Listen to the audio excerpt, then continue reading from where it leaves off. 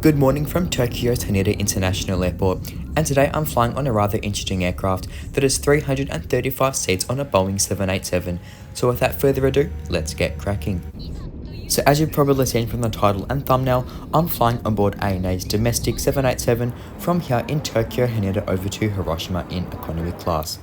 Now ANA make use of both Terminals 2 and 3 at Haneda, and if your flight is to anywhere domestic in Japan, or to one of these 16 international destinations, you'll be flying out of Haneda's Terminal 2.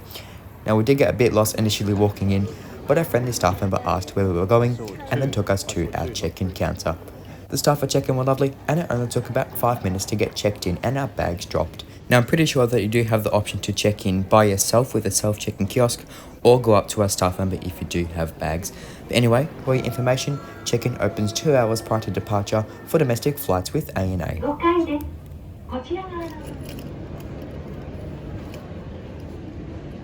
Now if you do like watching planes take off and land, you will love the observation deck at Terminal 2.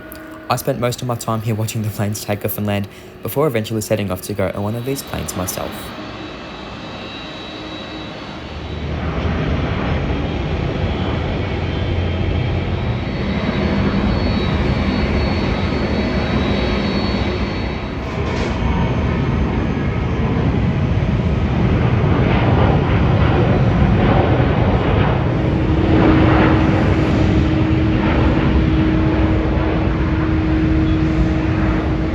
Getting around Terminal 2 at Haneda is no problem at all.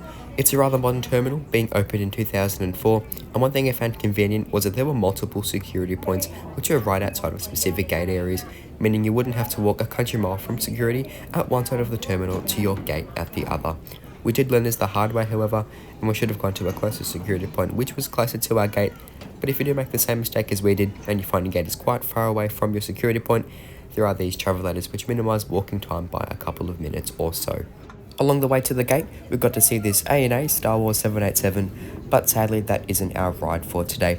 And this is our ride pulling into our gate after arriving in from Kumamoto. It's a 12-year-old ANA Boeing 787-8 in the regional configuration registered as JA812A. I'll get into further detail about how ANA configure their planes later on because it's quite interesting, but as of now, let's get on board.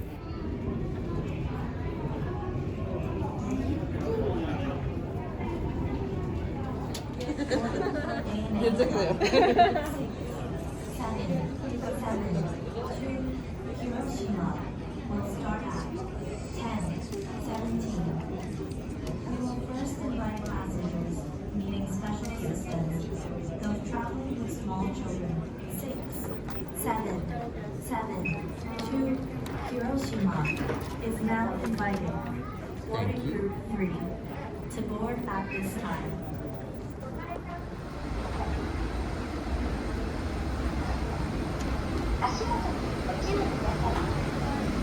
Please watch your step.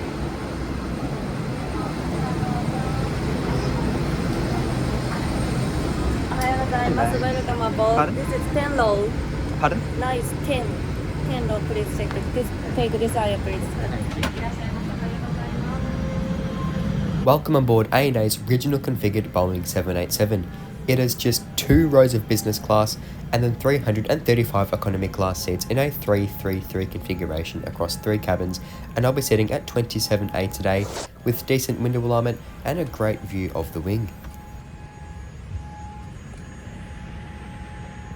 Now you may be thinking to yourself that these seats do look quite low cost like, and I think so too, but it doesn't really matter because these planes only do short domestic hops around Japan. Now I was surprised to see that legroom was actually very good. I believe it's about 33 inches or so. And for the seat itself, the seat has a functional tray table, a seat pocket containing your literature, and another seat pocket to store all 3 boarding passes you get. It's actually standard procedure in Japan to get 3 boarding passes for domestic flights. One of them is your actual boarding pass, another one is a security pass, and another one is a little slip of paper that gets printed out when scanning your boarding pass at the gate. I'd also like to point out that the crew on this flight were lovely and tried their best to speak English to us when they knew very little English. Please place the baggage in the overhead compartment or at a seating control unit. Then please just block the aisle or exit. While and the doors have to be closed. All electronic devices, including cell phone that use the radio waves, can be used. Until the doors are closed, please switch off your device or set it to airplane mode so that radio waves are not emitted. Thank you. Working aboard ANA, a member of Airline flight 77 for Hiroshima. The captain commander of this flight is Nakagawa, and the chief purser is Ogata. Please let us know if you need any assistance, and we hope that you enjoy the flight with us. We will now explain the safety features of this aircraft. So, delivery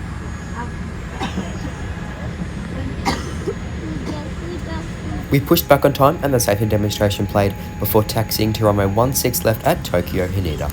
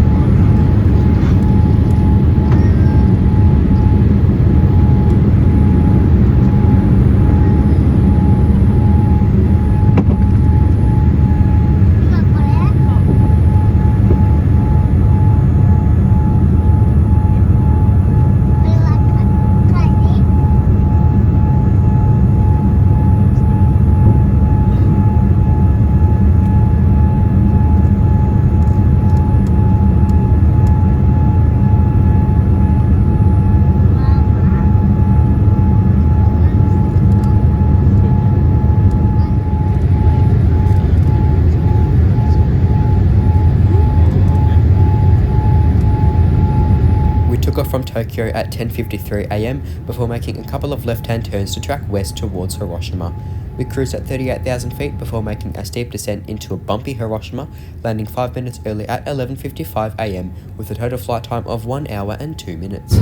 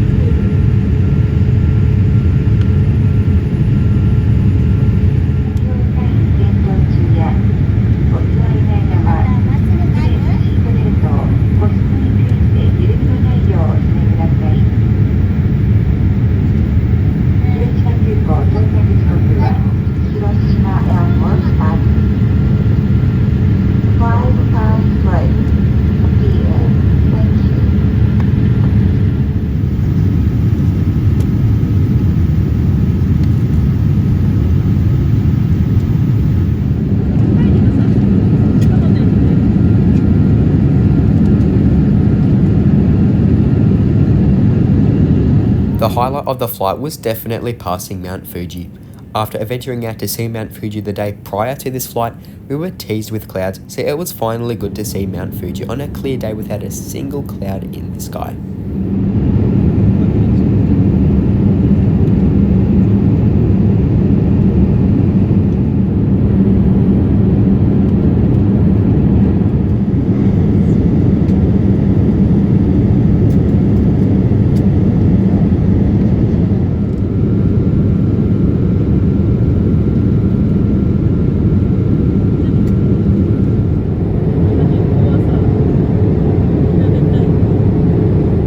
Shortly after we passed Mount Fuji, the cabin crew did a quick service.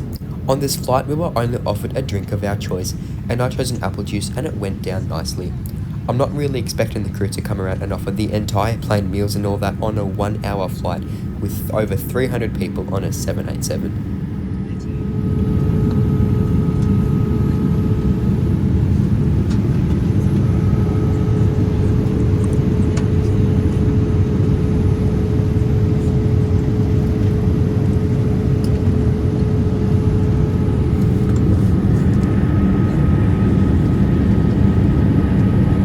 Now please do allow me to talk a little bit about ANA seating on their 787-8s. So for this video's sake, I'm just going to stick to the 787-8 instead of the -9 because we're currently flying on the -8. And anyway, according to ANA and Seat Guru, there are 4 configurations on their 787-8s. I'll let you have a browse through all configurations, and to put it simply without going into too much detail, the configurations with more premium cabins serve longer international routes, and the ones with less premium cabins serve shorter routes. Sometimes ANA like to mix and match the first 3 configurations I showed you, but the domestic configured 787s, which is the one we're flying on right now, will almost always serve domestic routes in Japan, hence why it's called the domestic configuration. Occasionally, you might see one of the lower density configurations serve domestic routes, but 90% of the time, if you book yourself on a wide body plane flying domestically in Japan, and you get this instead of this, then please do not complain.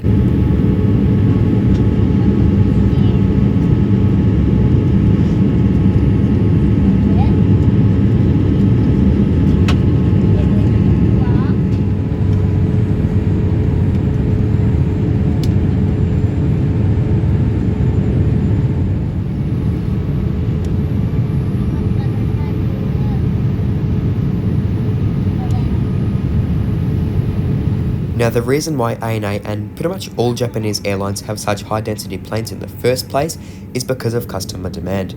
Throughout the year, demand for domestic travel in Japan goes sky high, no pun intended, and airlines need to accommodate for this demand, so they use wide body planes and equip them with short haul seats, which in turn makes a high density aircraft. Now the reason why I said at the start of the video that this is an interesting aircraft is, well, I'm from Australia. I don't see planes like this, and nor does the majority of the world, and Japan is one of those few countries where you see so many seats typically used for low-cost airlines on such large planes under a full-service airline, and it makes it seem weird but interesting in my opinion. Planes like this are normal to the Japanese people, but for someone like me, they're not.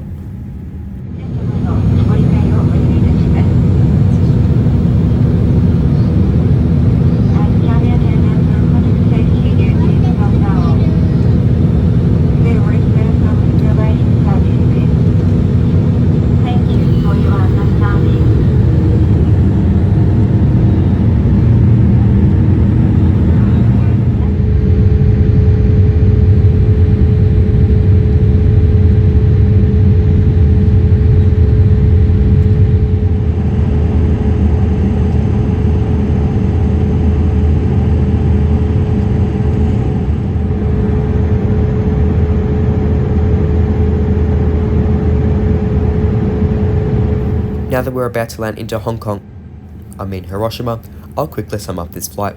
So per person, this flight will cost you around 150 Australian dollars one way with ANA.